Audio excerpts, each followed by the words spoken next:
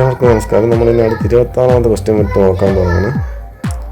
അതായത് in India supply voltage in A single phase system is about.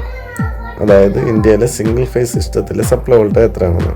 അപ്പോൾ നമ്മൾ മെയിനായിട്ട് അറിയാനുള്ളത് സിംഗിൾ ഫേസ് സിസ്റ്റം ഉണ്ട്, 3 ഫേസ് സിസ്റ്റം ഉണ്ട്.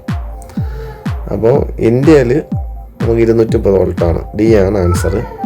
പിന്നെ ബാക്കിയുള്ള ഓപ്ഷൻ 110 വോൾട്ട് ഉള്ള സ്ഥലമുണ്ട്. വലിയ രാജ്യത്ത് പലയിടത്തും 110 വോൾട്ട്, ഇന്ത്യയിൽ 230 വോൾട്ട് 50 ഹെർട്സ് ആണ്. അതായത് 110 വോൾട്ട് 60 ഹെർട്സ് ആണ്. ഗൾഫിൽ നിന്നൊക്കെ ടോർച്ച് സാധ്യത കൊണ്ടുപോകണം കണ്ടിട്ടുള്ളവർക്ക് അറിയാം. പിന്നെ ബാക്കിയുള്ള 2 ഓപ്ഷൻ ഉണ്ട്. 440 വോൾട്ട്, അതായത് 3 ഫേസിലെ വോൾട്ടേജാണ് 440. 11 kV എന്ന് പറയുന്നത് ട്രാൻസ്ഫോമറിലേക്ക് വരുന്ന പ്രൈമറി സൈഡിലെ ഹൈ വോൾട്ടേജ് സൈഡിലെ വോൾട്ടേജാണ് 11 kV എന്ന് പറയുന്നത്. അടുത്ത question 27. In a single phase system of distribution service connection is made by using dash wire. അതായത് ഇന്ന single phase system of distribution service connection is made by using dash wire. ഏത് wire ഉപയോഗിച്ചാണ് നമ്മൾ single phase സിസ്റ്റത്തിലെ distribution service connection നൽകുന്നത്? അതിൻ്റെ answer എന്ന് പറയുന്നത് ഏതാണ്? വെതർ പ്രൂഫാണ്. ബി ആണ് ആൻസർ. അതായത് മഴയത്തെല്ലാം ഉപയോഗിക്കാണ്, കാലാവസ്ഥ അനുയോജ്യമായ വെതർ പ്രൂഫ് സാധനം. ഫ്ലെക്സിബിൾ വയറുണ്ട്, അതായത് നമ്മൾ സാധാരണ പ്ലഗ് ചെയ്യുന്നൊക്കെ വയർ എക്സ്റ്റൻഷൻ കുത്തിയുള്ള സാധനം ഫ്ലെക്സിബിൾ വയർ എന്ന് പറയുന്നത്. പിന്നെ CTS വയറുണ്ട്, TRS വയർ, ഇങ്ങനെ പല ടൈപ്പുകളുണ്ട്. അടുത്ത question 28. Electricity is A form of dash. Electricity എന്ന് പറയുന്നത് എന്തിൻ്റെ രൂപമാണ്? Form of dash. ഇലക്ട്രിസിറ്റി എന്ന് പറയുന്നത് എനർജിയാണ്. എനർജിയുടെ ഏതാണ് ഒരു ഫോമാണ് ഇലക്ട്രിസിറ്റി എന്ന് പറയുന്നത്. ഹീറ്റ് എനർജി, അതേപോലെ ഇലക്ട്രിക്കൽ എനർജി. ഷോക്ക് എന്ന് പറഞ്ഞാൽ നമുക്കറിയാം, നമ്മൾ ദേഹത്തൂടെ കറണ്ട് കടന്ന് ഭൂമിയിലേക്ക് പോകുമ്പോൾ ഉണ്ടാകുന്ന പ്രതിഭാസമാണ് ഷോക്ക് എന്ന് പറയുന്നത്. ലൈറ്റ്നിങ് എന്ന് പറഞ്ഞാൽ അറിയാം, നമ്മൾ ഇടിമിന്നലുള്ള സമയത്ത് ക്ലൗഡ്സ് പോസിറ്റീവ്ലി ചാർജായിട്ട് നെഗറ്റീവായ എർത്തിലോട്ട് ഡിസ്ചാർജ് ചെയ്യുമ്പോഴാണ് ലൈറ്റ്നിങ് ഉണ്ടാകുന്നത്. സ്പാർക്ക്, പോസിറ്റീവ് നെഗറ്റീവ് തമ്മിൽ കോൺടാക്ട് വരുമ്പോൾ അവിടെ ഉണ്ടാകുന്നത്, അല്ലെങ്കിൽ ലൂസ് കണക്ഷൻ വരുമ്പോൾ ഉണ്ടാകുന്ന സംഭവമാണ് സ്പാർക്ക് എന്ന് പറയുന്നത്. അതായത് സ്പാർക്ക് എന്ന് പറഞ്ഞാൽ കണ്ടക്ടറിൽ കൂടെ പോകേണ്ട ഇലക്ട്രോൺസ് എയർ വഴി ജമ്പ് ചെയ്ത് പോകുമ്പോൾ അവിടെ ഉണ്ടാകുന്നതാണ് സ്പാർക്ക് എന്ന് പറയുന്നത്. അത് 29. MCB means. MCB എന്ന് പറഞ്ഞാൽ മിനിയേച്ചർ സർക്യൂട്ട് ബ്രേക്കറാണ് ആൻസർ. Miniature circuit breaker. നമ്മൾ ഓപ്ഷൻ കാണുമ്പോൾ പലപ്പോഴും കൺഫ്യൂഷൻ വരുന്ന സംഭവമാണ്. മെയിൻ സർക്യൂട്ട് ബ്രേക്കർ അല്ല, മെറ്റൽ സർക്യൂട്ട് ബ്രേക്കർ അല്ല, മേജർ സർക്യൂട്ട് ബ്രേക്കർ അല്ല, മിനിയേച്ചർ സർക്യൂട്ട് ബ്രേക്കർ. അതായത് നമ്മൾ വീടുകളിലൊക്കെ ഉപയോഗിക്കുന്ന ചെറിയ സിംഗിൾ പോലുള്ള സാധനം MCB എന്ന് പറയുന്നത്. 6 ആംപിയർ, 10 ആംപിയർ, 25 ആംപിയർ ഇങ്ങനെ വയ്ക്കുന്ന സാധനമാണ്. അതെന്ന് പറഞ്ഞാൽ സർക്യൂട്ട് ബ്രേക്കറിൻ്റെ ചെറിയ രൂപമാണ്. അതാണ് മിനിയേച്ചർ സർക്യൂട്ട് ബ്രേക്കർ എന്ന് പറയുന്നത്. അതിൻ്റെ ആൻസർ എന്ന് പറയുന്നത് C ആണ്. 30. Transformer coil is A type of dash. Transformer oil is A type of dash. Transformer oil എന്ത് തരം സാധനം എന്നാണ് ക്വസ്റ്റ്യൻ. ട്രാൻസ്ഫോമർ ഓയിൽ എന്ന് പറയുന്നത് മിനറൽ ഓയിലാണ്. മിനറൽ ഓയിലാണ് ട്രാൻസ്ഫോമർ ഓയിൽ എന്ന് പറയുന്നത്. അടുത്ത 31 എന്ന് പറയുന്നത് plate wiring system is used for. അപ്പോൾ വയറിംഗ് സിസ്റ്റം പല ടൈപ്പ് ഉണ്ട്. നമുക്ക് എല്ലാം വീട്ടിൽ പൊതുവെയുള്ളതാണ് കൺസീൽഡ് കോണ്ടിയൂട്ട് വയറിംഗ് ആണ്. അതായത് ചുവൻ്റെ അടിയിൽ കൺസീൽഡ് ആയിരിക്കണം. ഓപ്പൺ കോണ്ടിയൂട്ട് ഉണ്ട്, അതായത് ടെമ്പററി ആയിട്ട് നമ്മൾ പൈപ്പൊക്കെ വെച്ച് അടിച്ച് കൊണ്ടുപോകുന്ന സംഭവമുണ്ട്. പിന്നെ കേപ്പിംഗ് വയറിംഗ് ഉണ്ട്. അതിലൊരു ടൈപ്പാണ് ക്ലീറ്റ് വയറിംഗ് എന്ന് പറയുന്നത്. അപ്പോൾ ഈ ക്ലീറ്റ് വയറിംഗ് സിസ്റ്റം എവിടെയാണ് ഉപയോഗിക്കുന്നതെന്നാണ് ക്വസ്റ്റ്യൻ. ക്ലീറ്റ് വയറിംഗ് സിസ്റ്റം ഉപയോഗിക്കുന്നത് ഇതിനാണ്, ടെമ്പററി വയറിങ്ങിന് വേണ്ടിയാണ് ക്ലീറ്റ് വയറിംഗ് ഉപയോഗിക്കുന്നത്.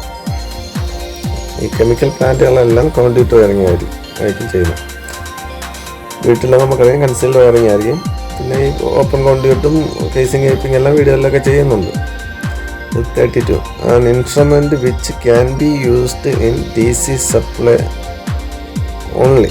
അതായത് DCയിൽ മാത്രം ഉപയോഗിക്കാൻ കഴിയുന്ന ഇൻസ്ട്രുമെൻ്റ് താഴെ പറയുന്ന ഏതെന്നാണ് ക്വസ്റ്റ്യൻ. DCയിൽ മാത്രം ഉപയോഗിക്കാൻ കഴിയുന്നത് അതാണ് PMMC instrument. Permanent magnet moving coil instrument ആണ്. നമുക്ക് DCയിൽ മാത്രമേ ഉപയോഗിക്കാൻ പറ്റുള്ളൂ. ബാക്കി ഇൻഡക്ഷൻ ടൈപ്പും ഡൈനാമോ ടൈപ്പും ഇതെല്ലാം AC-യിലും DC-യിലൊക്കെ ഉപയോഗിക്കാൻ കഴിയുന്നതാണ്. അതിൽ ഇൻഡക്ഷൻ ടൈപ്പ് നമുക്ക് AC മാത്രമേ ഉപയോഗിക്കാൻ കഴിയുള്ളൂ. അടുത്ത് 33 synchronous speed of a 3-phase AC motor is given by. ആ ലൊക്കേഷൻ നമ്മൾ പഠിച്ചാൽ പെട്രോൾ NS = 120 F/P ആണ് ആൻസർ. അതായത് ആൻസർ 33 എന്ന് പറയുന്നത് B ആണ് ആൻസർ.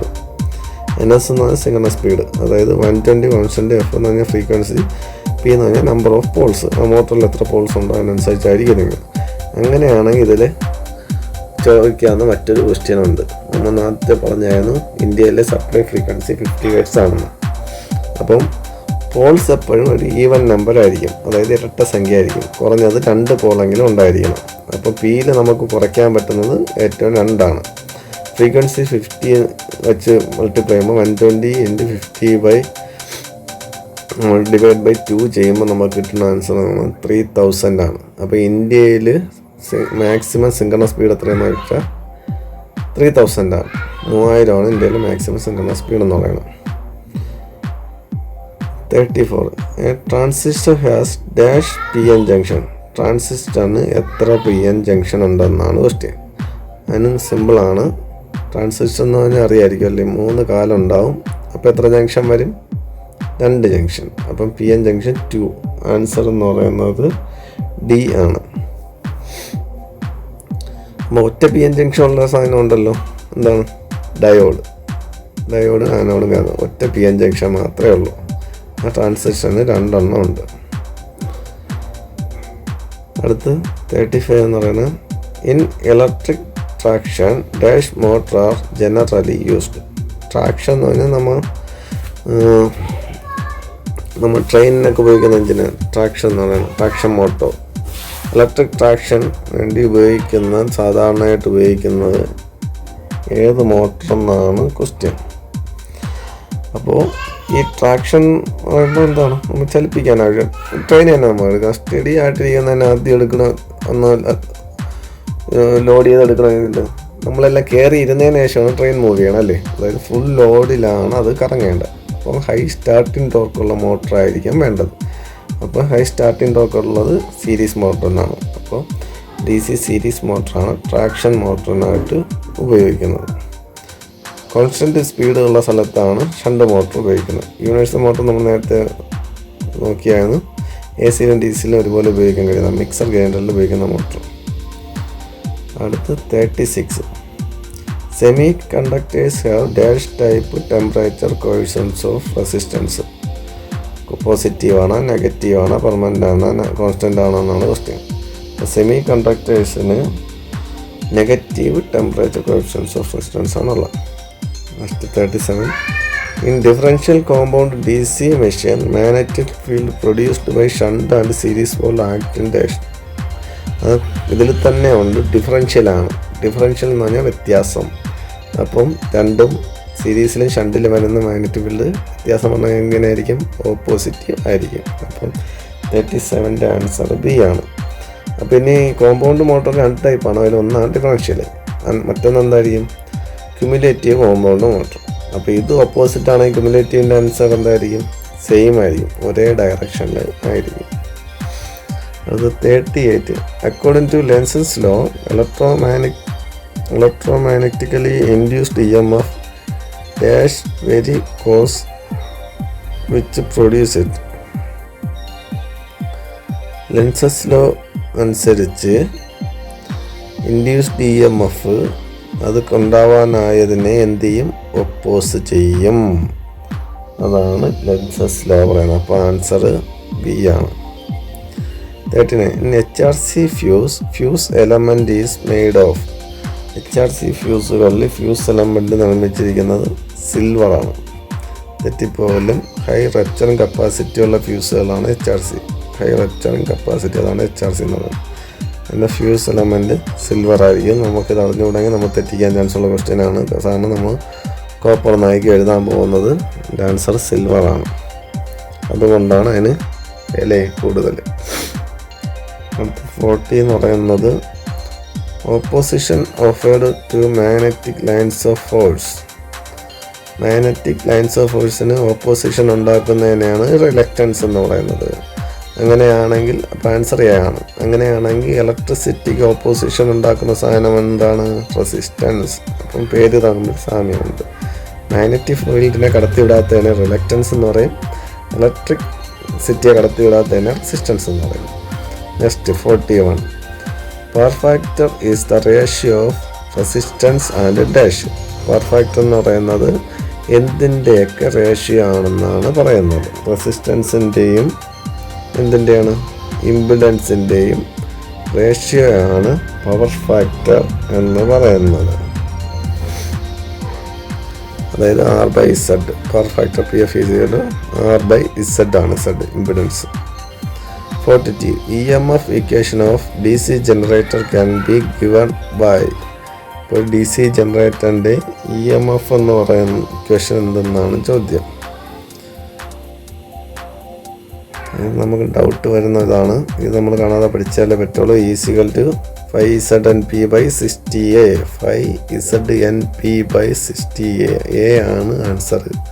അതിൽ 5 എന്ന് പറഞ്ഞാൽ ഫ്ലക്സ്, Z എന്ന് പറയുന്നത് എന്താണ്?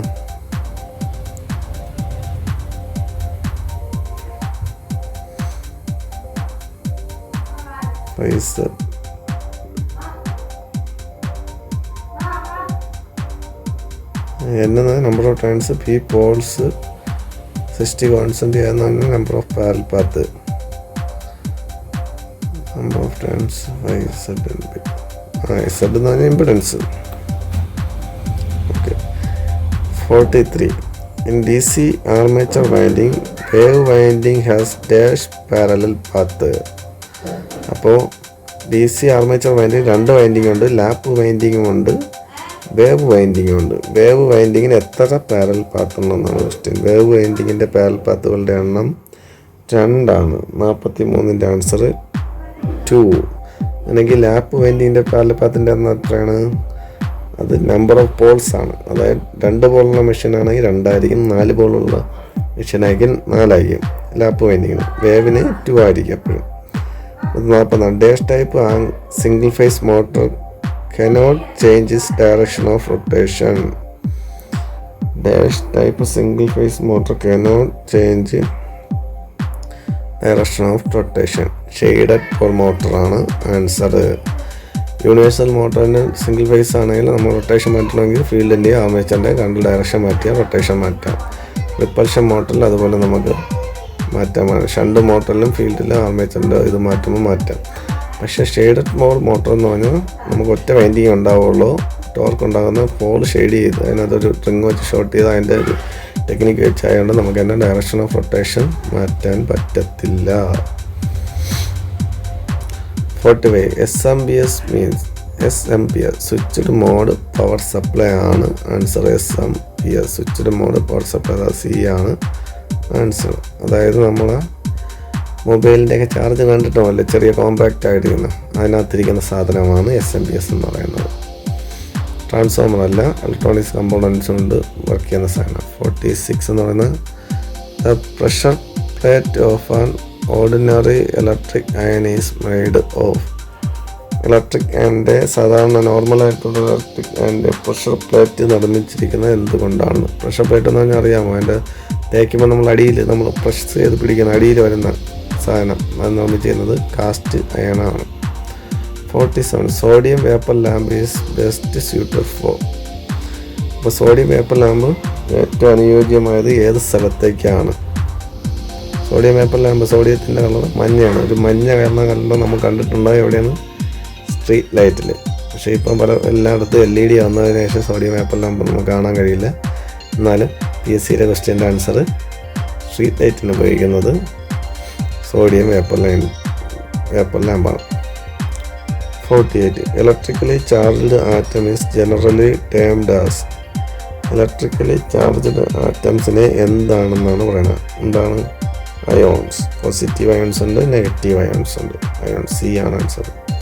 പിന്നെ series combination of resistance total resistance is given by. Series കോമ്പിനേഷനിൽ ടോട്ടൽ റെസിസ്റ്റൻസ് എന്ത് ചെയ്യണം? ആഡ് ചെയ്യണം. C ആണ് ആൻസർ. R=R1+R2+R3.